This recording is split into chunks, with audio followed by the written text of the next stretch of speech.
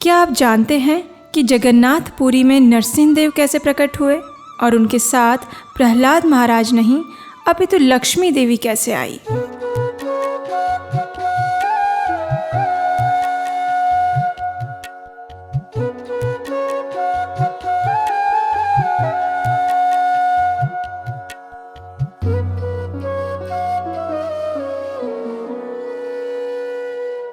हरे कृष्णा। भगवान श्री कृष्ण कहते हैं कि जब धर्म की हानि होती है तो उसकी पुनः स्थापना करने हेतु मैं प्रकट होता हूँ, और वो भी हर युग में।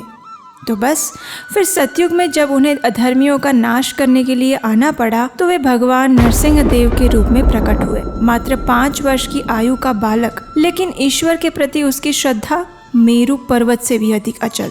और इसी बालक यानी प्रहलाद की उनके ऊपर की श्रद्धा के स्तंभ को मजबूत बनाए रखने के लिए निर्जीव स्तंभ से प्रकट हुए श्री लक्ष्मी नरसिंह देव। और वो दिन यानी आज का दिन, जी हाँ, आज ही के दिन हिरण्यकशिपु नामक असुर का वध करने हेतु भगवान अर्ध मनुष्य और अर्ध सिंह के स्वरूप में प्रकट हुए। ये कथा तो आप जानते ही हैं, लेकिन आज हम आपको श्री लक्ष्मी नरसिंह देव की कुछ अनसुनी लीलाओं के विषय में बताएंगे जो शायद आपने कभी नहीं सुनी होगी। ये सत्य घटना इस्कॉन मायापुर मंदिर की है। वैसे मायापुर मंदिर में हर वर्ष नरसिंह चतुर्दशी का समारोह खत्म होने के बाद परम पूज्य जय पताका स्वामी महाराज द्वारा एक विशेष भोजन समारोह का आयोजन करवाया जाता है। लेकिन एक साल क्या हुआ कि महाराज जी नरसिंह देव का अभिषेक होने के तुरंत बाद किसी प्रचार के कार्यक्रम में चले गए। उस समय एक भक्त अपनी पत्नी और छोटे पुत्र के साथ मंदिर के बाहर बैठे हुए थे और अब वो सोच रहे थे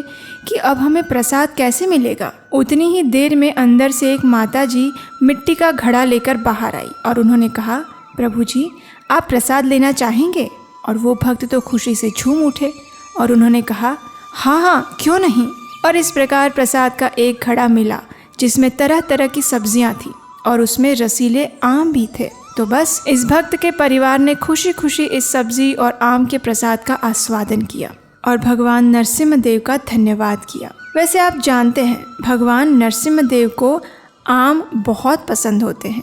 कुछ दिनों बाद नरसिंह देव के मुख्य पुजारी जननिवास प्रभु ने बताया कि नरसिंह देव को जो भोग लगता है उसमें सब्जी प्रसाद के साथ आम कभी भी मिक्स नहीं किए जाते।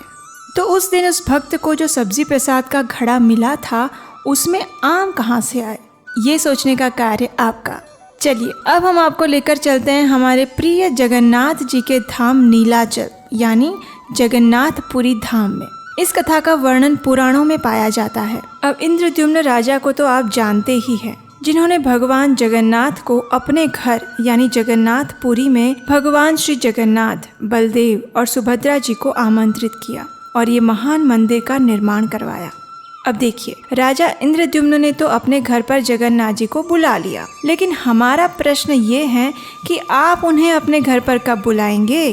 पुरी में नरसिंह देव के प्राकट्य की कथा सुनाने से पहले हम आपको बता दें कि जब राजा इंद्रद्युम्न ने जगन्नाथ जी को आमंत्रित किया था तो आज तक उनकी कीर्ति पताका इस धरातल पर लहरा रही है और आज भी इस पुरुषोत्तम क्षेत्र में लक्ष्मी देवी की अपार कृपा बरस रही है। तो जरा सोचिए, यदि आप नीलाचल धाम से यानी नीलाचल.com से भक्तों के हाथों से बने हुए जगन्नाथ, बलदेव और सुभद्रा जी को अपने घर में आमंत्रित करेंगे तो आपको आर्थिक और आध्यात्मिक रूप से कितना लाभ प्राप्त होगा। हो सकता है आपके मन में आए कि ये तो सिर्फ एक पेपर प्रोडक्ट है, लेकिन अगर आप अपनी आंखों में भक्ति का अंजन भरकर देखेंगे तो आप देखेंगे कि ये साक्षात भगवान जगन्नाथ हैं, जिनके कमल नयन प्रतिदिन आपकी आंखों के समक्ष आपके और आपके परिवार के ऊपर अमृत की वर्षा करते रहेंगे। और फिर एक दिन ऐसा आएगा कि कभी किसी काम से आपको बाहर जाना पड़ा तो आपकी आंखें उन्हीं को ढूंढेगी।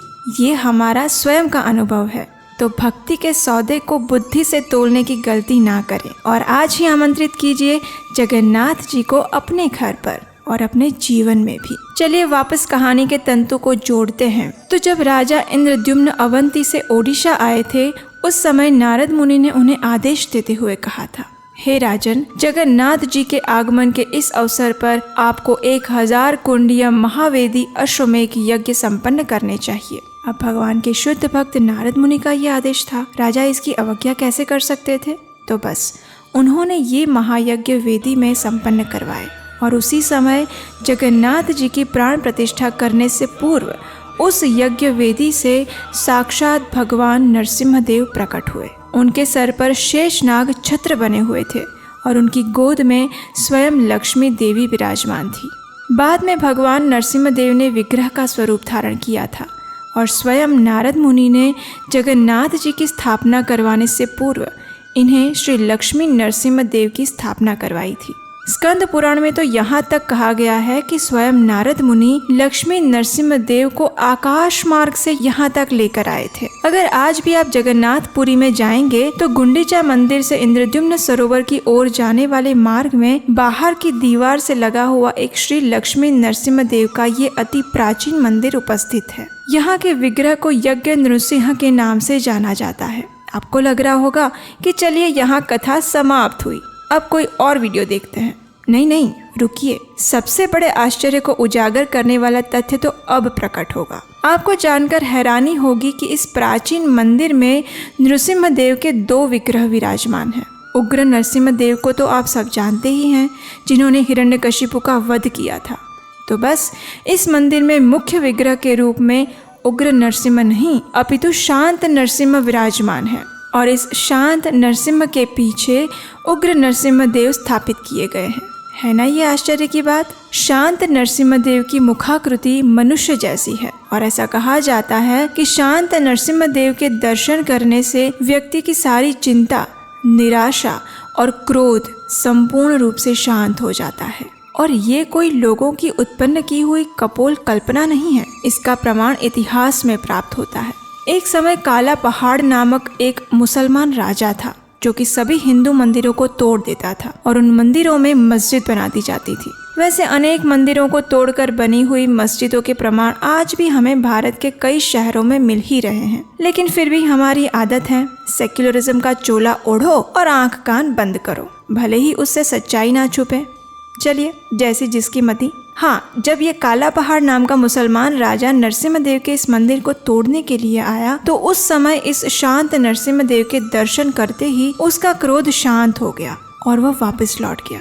देखिए, हमारे वैदिक संस्कृति के भगवान शत्रुओं का भी उद्धार ऐसे करते हैं, तो फिर उनके भक्तों के ऊपर उनकी कृपा की तो बात ही क्या करें। तो इस प्रकार इस प्राचीन मंदिर में शांत नरसिम्हदेव आज भी विराजमान है। उनके पीछे उग्र नरसिम्हदेव के एक छोटे से विग्रह हैं। यदि आप वहाँ के पुजारी से बात करें और कुछ दान दें तो वे आपको प्रज्वलित दीपक से उन उग्र नरसिम्हदेव के भी दर्शन करवाएंगे। तो यदि आपको अधिक क्रोध आ रहा हो ना, तो जरा एक बार जगन्नाथपुरी में जाकर शांत नरसिम्हदेव के दर्शन अवश्य कर आइएगा। तो चलिए, इस नरसिम्हा चतुर्दशी के अवसर पर 2 कार्य करते हैं। पहला ये कि भगवान नरसिम्हदेव से प्रार्थना करते हैं कि वे हमारे शारीरिक और आध्यात्मिक जीवन की रक्षा करें, क्योंकि वर्तमान समय में हमारी श्रद्धा को कुचलने वाले कलयुग के असुर अनेक मात्रा में उत्पन्न हो चुके हैं और उनका वध केवल भगवान नरसिम्हदेव ही कर सकते हैं। और दूसरा कार्य ये करते हैं कि इस पावन अवसर पर भगवान जगन्नाथ जी को अपने घर